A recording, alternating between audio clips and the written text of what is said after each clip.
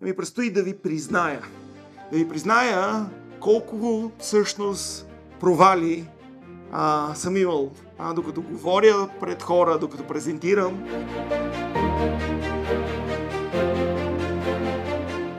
Това, което е истински ценно в тази книга, е хумора и лекотата, с която е поднасена сложна материя. Най-често публичното говорене, или да му сложим тук някакво определение, е инвазивен инструмент. Тоест, това е инструмент, с който се опитаме да направим нещо. Тоест, да се опитаме да повлияеме на някаква аудитория или на група хора в някакво направление. Хората все по-често презентират. Дано.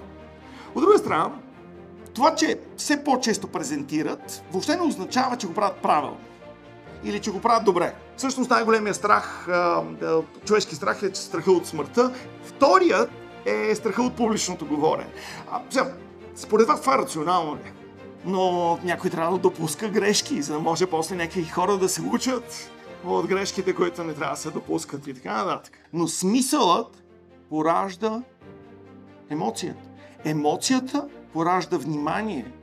А вниманието е единственият начин да накараш аудиторията да промени каквото и да е. Но тук Скот и аз искаме да ви препоръчаме още нещо. Моля ви се, не предобряйте.